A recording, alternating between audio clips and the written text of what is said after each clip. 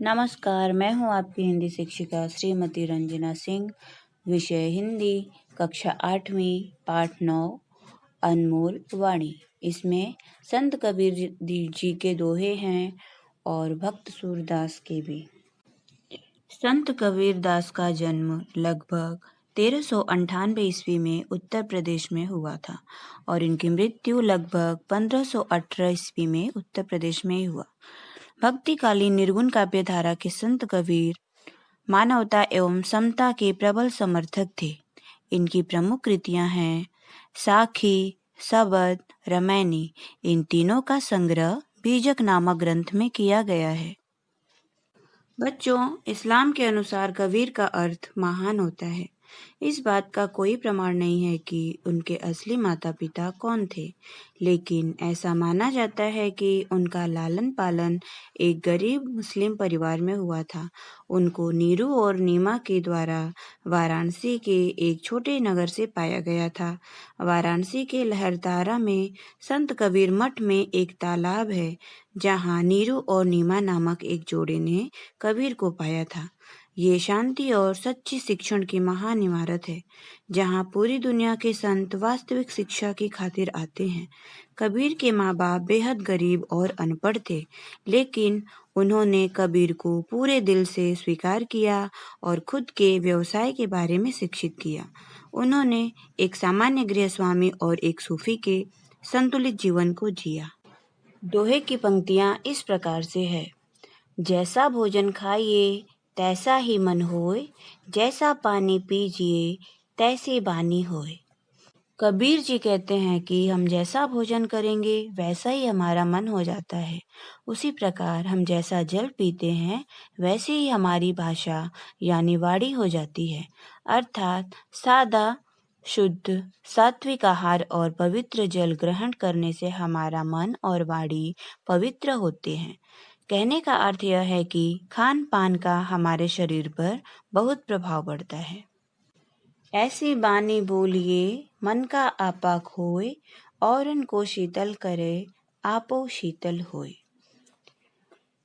हमें मान और अहंकार का त्याग करके दूसरों से ऐसी मधुर और विनम्र वाणी में बात करनी चाहिए। आपा मतलब होता है अहंकार। बानी का अर्थ है वाणी, हमारी बोली, जिससे सुनने वालों को भी प्रसन्नता हो और साथ ही साथ स्वयं को भी प्रसन्नता हो। मीठी बोली दूसरों को तो सुख पहुंचाती ही है, इससे स्वयं को भी आनंद होता है। अर्थात मीठी बोली से ही दिल जीते जाते हैं। बुरा जो देखन मैं चला, बुरा न मिलिया कोई, जो दिल खोजा आपना, मुझसा बुरा न कोई। अर्थात कबीर जी कहते हैं कि मैं पूरा जीवन दूसरों के अवगुण देखने में ही लगा रहा। अवगुण अर्थात बुराइयाँ, पर मुझे कोई बुरा आदमी नहीं दिखाई दिया। लेकिन जब मैंने आत्मविश्लेषण किया, अर्थात अपने मन में झांक कर देखा, तो पाया कि मुझसे बुरा कोई इंसान नहीं है। मैं ही सबसे बुरा और स्वार्थी हूँ। अर्थात हम लोग दूसरों में बुराइयां ढूंढते रहते हैं। अगर अपने अंदर झांक कर देखें तो पाएंगे कि हम ही सबसे बुरे इंसान हैं। बच्चों, यहाँ संत कबीरदास ने अपने दोहों में मनुष्य को सद्गुणों को अपनाकर आगे बढ़ने को कहा है। सूरदास का जन्म 1478 ईस्वी में रुनकता नामक गांव में हुआ।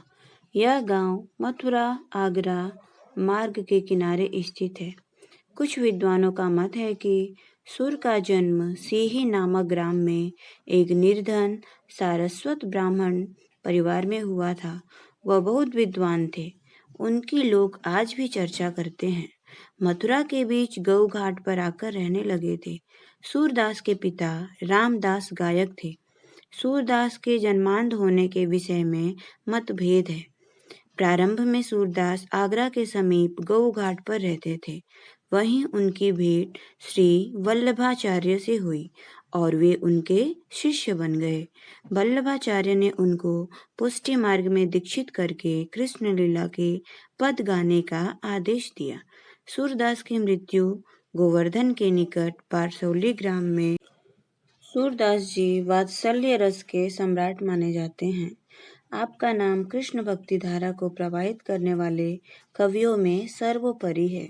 आपकी प्रमुख कृतियां हैं सूर सागर, सूर सरावली, साहित्य लहरी, नल दमयंती आदि। भक्त सूरदास रचित यह पद सूर सागर महाकाव्य से लिया गया है। इसमें श्री कृष्ण की बाल सुलभ लीलाओं का वर्णन किया है। सूरदास द्वारा रचित पंक्तियां इस प्रकार से है। मैया कबही बढ़ेगी छोटी, कितनी बार मोहि दूध पियत भई, यह अजहू है छोटी। तू जो कहती बल की बेनी, ज्यों वह है लाबी मोटी। कांचो दूध पियावत, पच पच देत न माखन रोटी।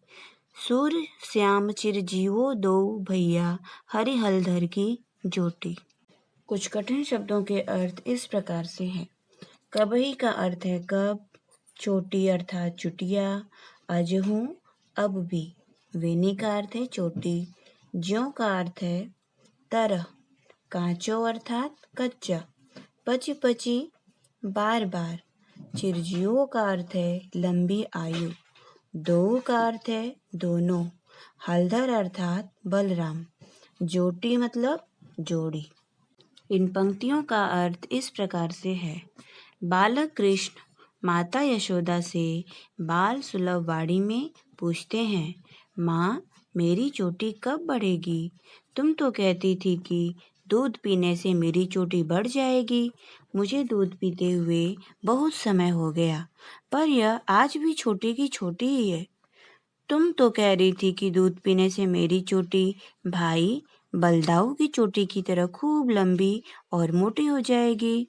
इस बहाने तुम बार बार मुझे कच्चा दूध पिलाती हो और मुझे मक्खन रोटी खाने को नहीं देती हो। सूरदास जी कहते हैं कि भगवान श्री कृष्ण और बलराम दोनों भाइयों की जोड़ी चिरंजीवी हो, ऐसी ही बनी रहे। आपके लिए गृह कार्य है, ये सारे गृह कार्य हिंदी पुस्तिका में लिखना है। शब्द वाटिका है, कठिन शब्द दिए गए हैं, उनको आपको याद करना है और सुंदर अक्षरों में लिखना है। इसके बाद है कृति पूर्ण करो। आकृति पूर्ण करो।